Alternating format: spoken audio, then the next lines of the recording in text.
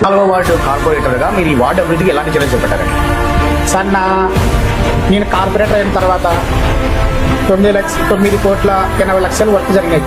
ఒక సీసీ రోడ్లు అయితేనేమి, ఒక కాలువలు అయితేనేమి, ఒక గ్రావెల్ రోడ్లు అయితేనేమి, కలవట్లు అయితేనేమి, మళ్ళీ సపరేటు మురేర్నారు రాజునారు పూల పార్కు 84 సెంట్లు ఉంది.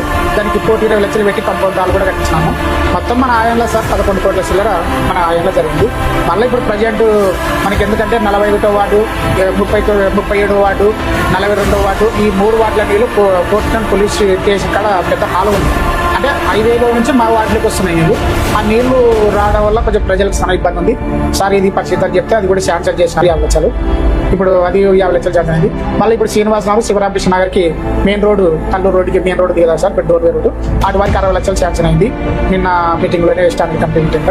ఆడ గెట్టల్ డిపో కూడా ఒక కాలువ, అదే ఇప్పుడు వచ్చే కాలువ నీళ్ళే దగ్గర వస్తుంటే రోడ్ అంతా